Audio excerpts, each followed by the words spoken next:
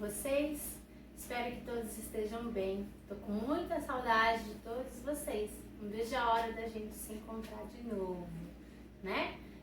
Mas apesar dessa pandemia, desse momento difícil que estamos passando, a gente tem que agradecer por estarmos bem, estarmos com saúde, estarmos com os nossos familiares, estarmos em casa, se cuidando e também de estarmos tendo a oportunidade de estarmos tendo aula, mesmo que virtuais, né? Porque assim a gente vai conseguir então dar continuidade ao nosso conteúdo, vamos continuar a aprender novas coisas e dar continuidade à nossa disciplina.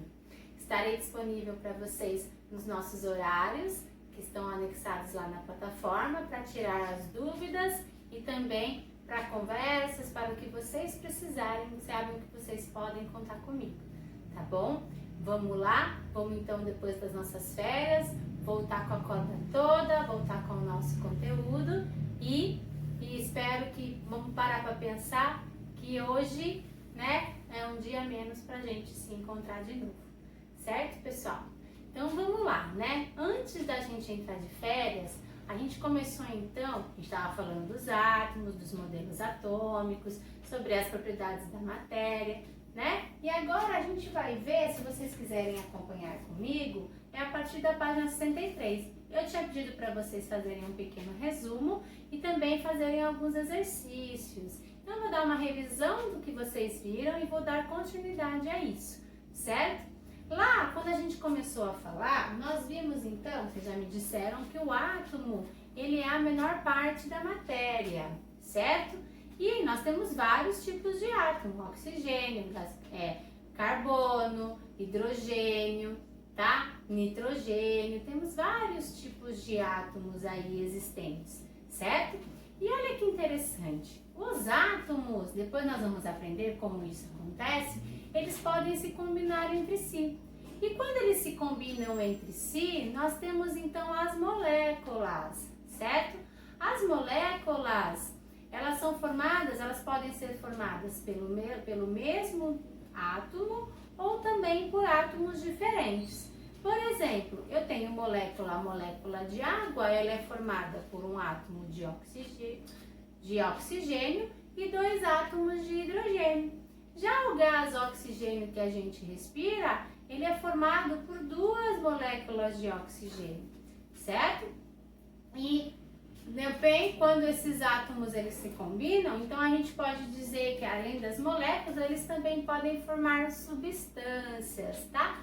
Entre as substâncias, nós temos as substâncias simples, né? As substâncias simples, nós podemos dizer que são aquelas formadas, né, pelo mesmo elemento químico. Então, substância simples é o mesmo elemento químico.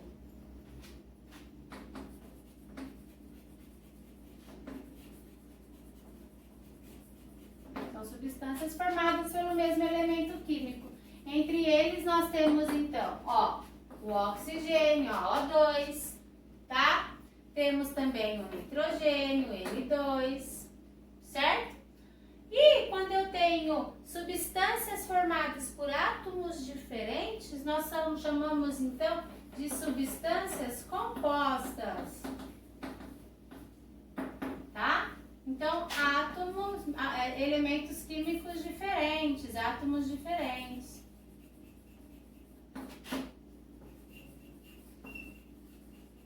Um exemplo de substância composta que nós temos é a água, né?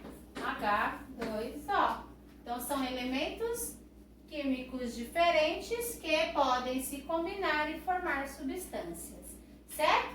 Mas a gente pode também ver que algumas substâncias químicas, elas podem se misturar, né? Então, quando a gente tem a combinação de uma ou mais substâncias, nós temos as misturas.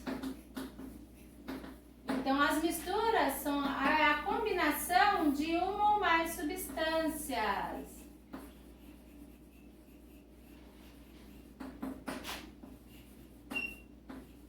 Ou mais substâncias.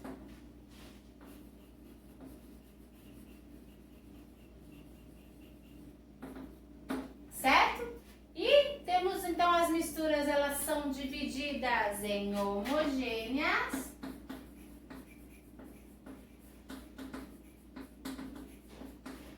O que é isso, homogênea, professora? Homogênea é quando eu não consigo definir, né, a sua fase. Então, eu vejo uma coisa só. Por exemplo, o ar atmosférico, ele é uma mistura homogênea, ele é uma mistura de vários outros gases, mas eu não vejo ele, né? Então, uma mistura homogênea é quando eu enxergo uma fase só, eu enxergo uma coisa só. A água que a gente bebe, ela também tem várias coisas misturadas nela, né? Mas a gente não enxerga, então ela é uma mistura homogênea, eu não consigo definir a fase. E eu tenho também as misturas heterogêneas, que são mais fáceis de identificar, né? Quando eu tenho mais de uma fase. Então, por exemplo, um exemplo clássico que a gente tem, posso pegar um copo, coloco um pouco de água e coloco um pouco de óleo. Eu vou ver que eles não se misturam, então eu consigo identificar certinho as fases, né, dos componentes. Então, as misturas, elas podem ser homogêneas ou heterogêneas. Bom, tranquilo, isso aí vocês já viram, isso aí a gente já aprendeu, né? E agora a gente vai ver que essas misturas, então eu posso misturar, mas também existem alguns métodos em que eu posso separar essas misturas, certo? Então, quais são os métodos de separar misturas heterogêneas? Misturas heterogêneas, né, são mais fáceis de se separar. Então, quer ver um exemplo clássico que a gente tem de separação de misturas heterogêneas? Nós temos então a filtração. Olha, o que é a filtração, né? A filtração, ela é um método de separar misturas heterogêneas em que eu separo um sólido de um líquido, né? Então, geralmente eu uso um filtro para separar. Quer ver um exemplo que legal? Né? Então, posso pegar areia e água, coloco um filtro, a areia vai ficar presa naquele filtro e a água vai passar. Então, a filtração é um método de separação de misturas heterogêneas, né? Separa um sólido de um líquido.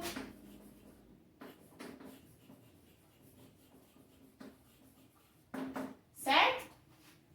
Outro exemplo de separação de mistura heterogênea que a gente tem e que é muito usado em estações de tratamento de água é a decantação.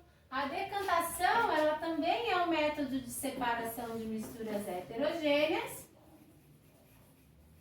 certo? E que eu vou separar um sólido de um líquido também. Porém, né? É o método mais demorado, porque como que funciona? Então, eu coloco lá a água com areia, por exemplo, e deixo lá. Depois de um tempo, eu vou ver que a água, que é a partícula mais leve, fica por cima e a areia, que é mais pesada, fica no fundo. Então, eu consigo, né, separar esse tipo de mistura. Também eu tenho a centrifugação. A centrifugação, ela também é um processo que é usado para acelerar os processos de decantação, ó. Centrifugação. Então, a centrifugação, ela acelera os processos de decantação.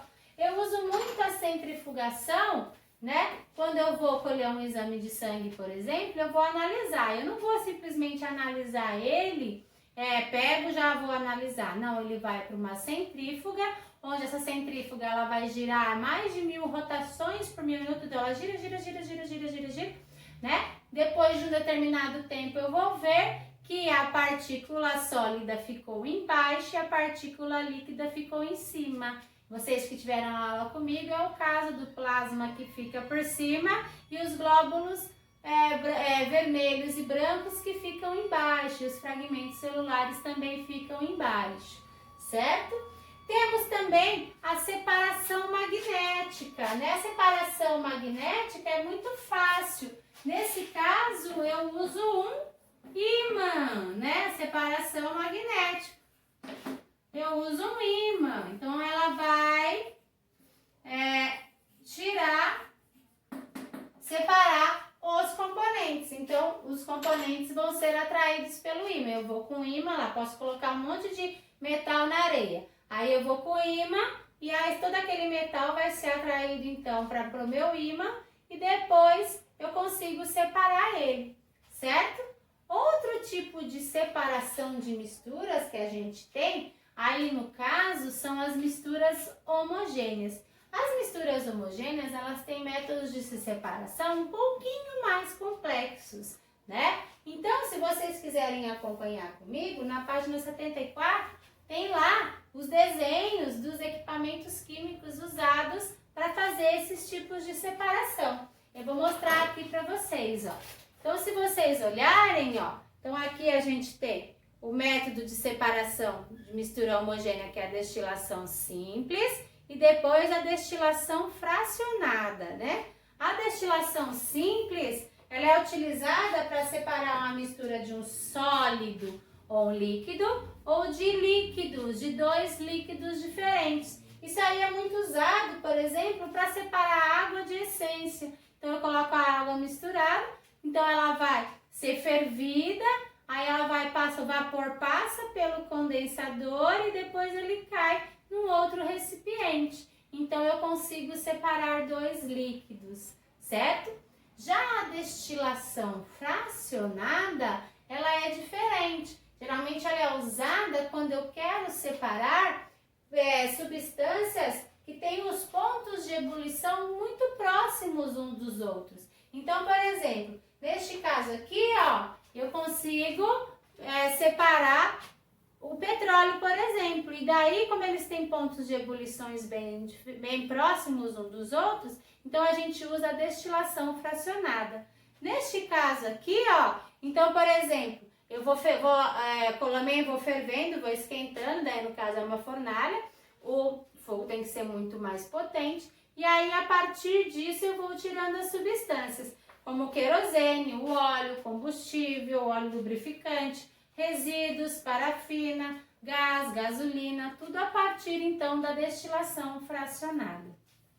E por fim, né, um outro método de separação de misturas homogêneas que nós temos é a cromatografia.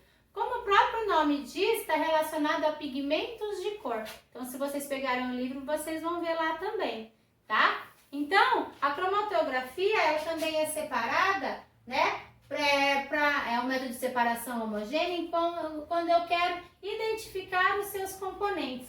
Geralmente, ela tem uma fase móvel e uma fase estacionária.